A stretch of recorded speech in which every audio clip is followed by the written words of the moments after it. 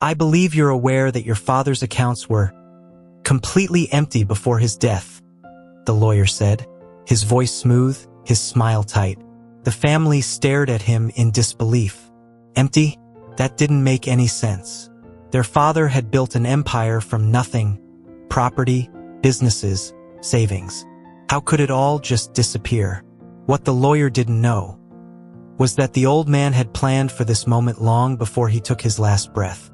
And today, the truth was about to explode, and the liar sitting across from them would regret ever underestimating this family. Welcome to Stories with Mr. Gray.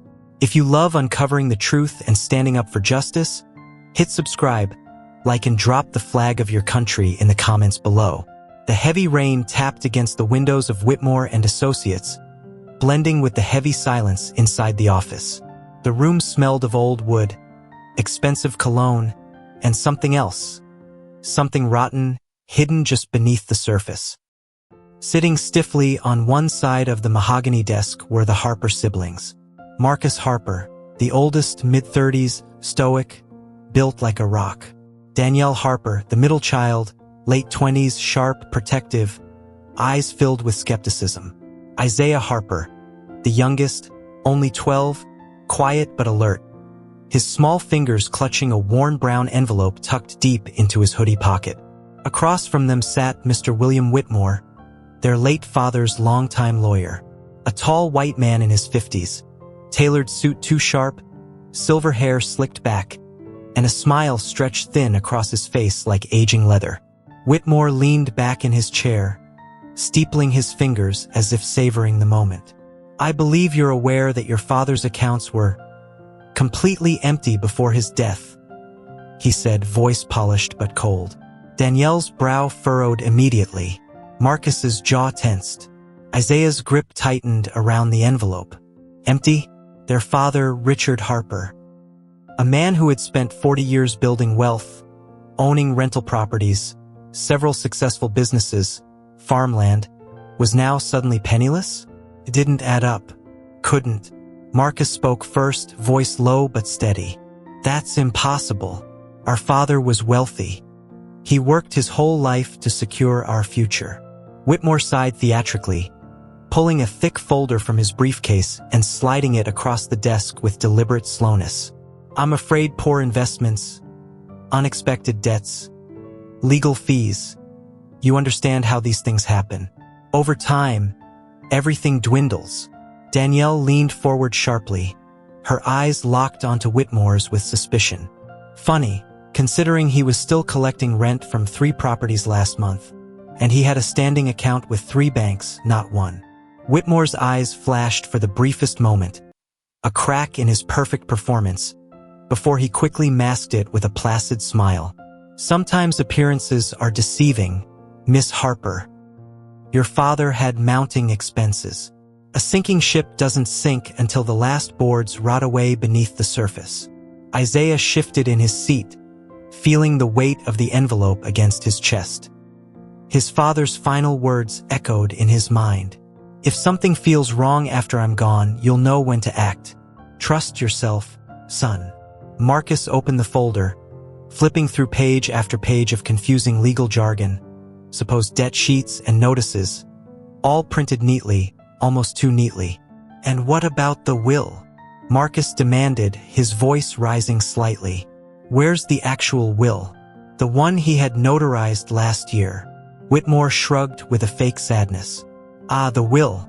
Unfortunately, without assets, there's very little point. The original has been misplaced. The room grew heavy, like all the oxygen had been sucked out. Isaiah looked up, locking eyes with Marcus. A silent exchange. Marcus slammed the folder shut, the sound sharp in the tense room. You expect us to believe that a man who owned 3 apartment complexes, 2 farms, and a chain of auto shops suddenly had nothing? Marcus growled, leaning in. Whitmore didn't flinch, but his smile grew tighter. Ownership can be deceptive, he said smoothly. Many of those businesses were heavily mortgaged. And I'm afraid your father's health expenses, lawsuits, penalties, well, they drained whatever remained. Danielle leaned forward, her voice ice cold. Show us the documents, the mortgages, the lawsuits, the penalties, right now. Whitmore's hand hovered over the desk, pretending to shuffle papers.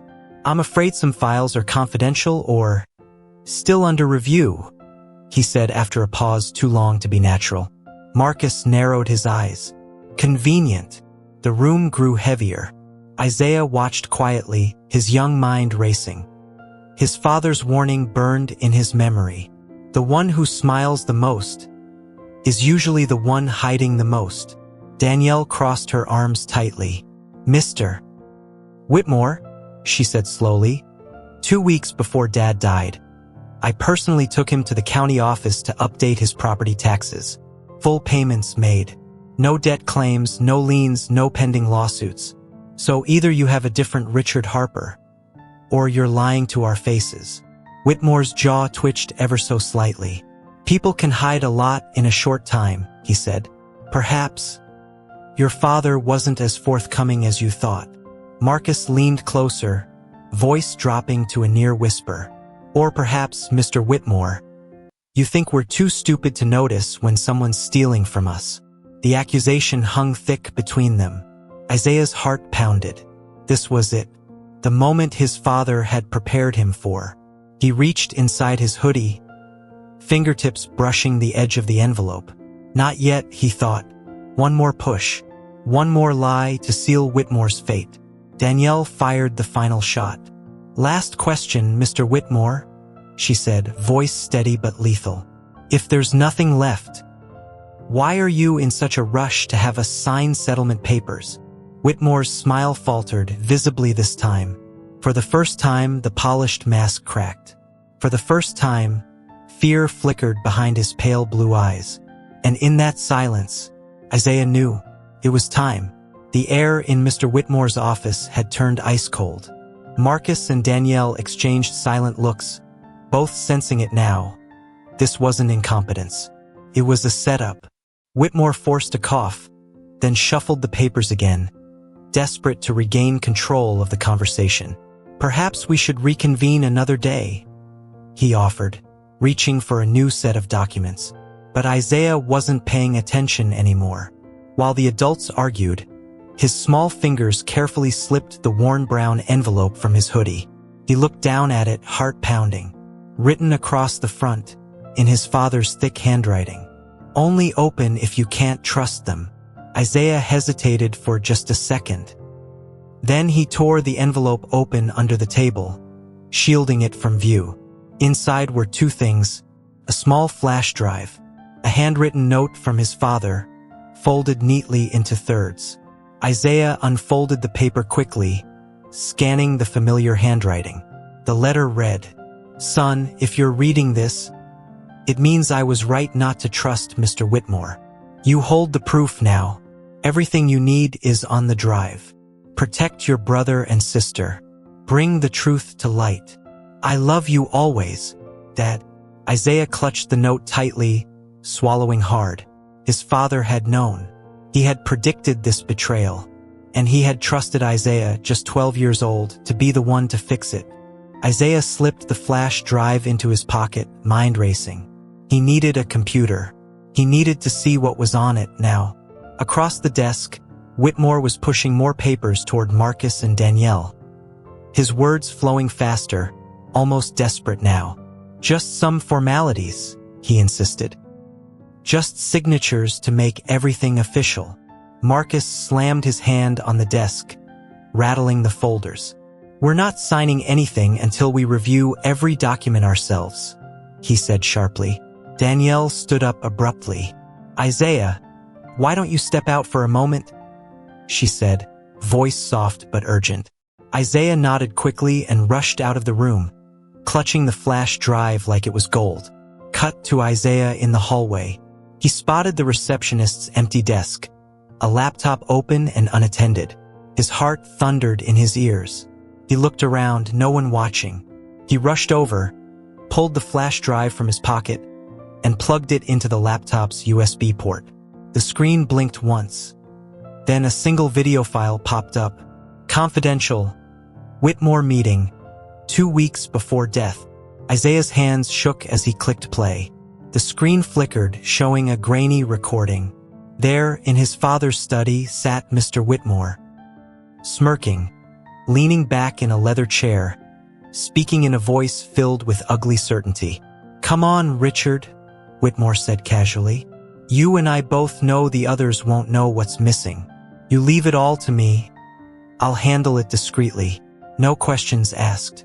A man like you doesn't want the wrong people getting your wealth. Now does he?" Isaiah's stomach twisted. His father's voice, calm but firm, answered, "If you think I'll let you steal from my children because of the color of their skin, you're a bigger fool than I thought." Whitmore laughed coldly. "You won't be around to see it, old man." The screen froze, capturing Whitmore's smug face perfectly. Isaiah's hands tightened into fists. He had everything. Proof of racism, proof of fraud, proof of betrayal. It was all right here. And now, it was time to finish what his father started. Isaiah unplugged the flash drive quickly, tucking it deep into his pocket. His heart hammered in his chest, but he forced himself to walk back toward Mr. Whitmore's office with a steady pace. No rushing, no giving it away. He opened the door quietly and slipped back into his chair. Across the desk, the battle was heating up. Marcus was standing now, towering over Whitmore's desk, his face tight with controlled rage. Danielle sat back in her chair, arms crossed, staring at Whitmore like she could see straight through him. Whitmore wiped the corner of his mouth with a silk handkerchief, hiding the slight tremor in his hand. "Mr. Whitmore," Marcus said, his voice dangerously low, "you're asking us to sign settlement documents without showing us the original will, without any detailed statements, and without an independent audit of my father's assets. This is standard practice," Whitmore lied smoothly. "The longer you delay, the more fees you'll rack up. Best to close the estate quickly, before any further debts come to light." Danielle leaned in, voice calm but cutting. "You mean, before we find out you're lying?" Whitmore's eyes flickered again. He was losing his grip, and he knew it. Marcus dropped the settlement papers onto the floor. "You're not getting a signature from us," he growled. "Not today. Not ever." Isaiah shifted in his seat, feeling the flash drive burning in his pocket. It was time. He looked up at Danielle, catching her attention. A subtle nod, the kind of silent message only siblings could understand. Danielle gave a small smile. "Actually, Mr. Whitmore," she said sweetly, "we do have something we'd like to present before we leave." Whitmore raised an eyebrow. "And what would that be?" he sneered. Marcus reached over and pulled the receptionist's laptop closer to the desk. Isaiah moved quickly, pulling out the flash drive and plugging it into the side. Whitmore stiffened instantly. His hand twitched toward the papers on the desk. Maybe to call security, maybe to make a last-ditch excuse. But Marcus's voice cut him off sharply. "Don't move." Isaiah opened the single video file on the screen. The room filled with the crackling sound of the recording. The office echoed with Whitmore's own voice. "Come on, Richard. You and I both know the others won't know what's missing. You leave it all to me. I'll handle it discreetly." Whitmore's face turned ghostly pale. The video kept playing, louder now, unstoppable. "A man like you doesn't want the wrong people getting your wealth. Now does he?" Marcus's hands curled into fists. Danielle's mouth was a thin, tight line of rage. Isaiah stared straight at Whitmore, unblinking. The final crushing line played. "You won't be around to see it, old man." Then silence. Complete, suffocating silence. Whitmore sat frozen, like a statue about to crack. Isaiah finally spoke for the first time. His voice was soft, but every word carried the force of a hammer. "Dad knew you'd try to steal from us, and he trusted me to make sure you didn't get away with it." Whitmore swallowed hard, his polished confidence shattering completely. You have no idea what you're doing," he stammered. "You don't know how this works." Marcus leaned over the desk, cutting him off. "Oh, we know exactly how this works now. Danielle pulled out her phone, already dialing. "And so will the police," she said coldly. Whitmore's mouth opened, but no words came out. There was nothing left for him to say. He had been caught, and he had been outsmarted by a 12-year-old boy. The door to the office banged open, making everyone jump. It wasn't security. It wasn't a secretary. It was Sheriff Mitchell, a tall, broad black man in full uniform, flanked by 2 deputies. His arrival wasn't random. Marcus had called him discreetly while Isaiah played the recording. Whitmore's face drained of color. "William Whitmore," the sheriff said calmly, pulling a folded paper from his jacket. "You're under investigation for fraud, forgery, and conspiracy to defraud the Harper estate." Whitmore jolted up from his chair, stammering. This is ridiculous. This is a misunderstanding. I'm their legal representative." Sheriff Mitchell didn't blink. "Not anymore." He nodded to his deputies, who moved behind Whitmore, firm but professional. Danielle crossed her arms, standing tall. Marcus remained still, but the rage in his eyes had been replaced by cold satisfaction. Isaiah just sat there, small and calm, watching everything unfold like his father had promised it would. The deputies moved quickly. Whitmore's hands were pulled behind his back, silver handcuffs locking around his wrists with a sharp snap. "You can't do this," Whitmore barked, struggling. "They're lying. They set me up." Sheriff Mitchell leaned in close, voice low. "We've got your voice admitting it, Mr. Whitmore, on tape. Under the law, you just confessed." The entire office, once Whitmore's kingdom, was now his prison. Outside the law office, news traveled fast in small towns. As Whitmore was escorted out in handcuffs, clients waiting in the reception area gasped and whispered.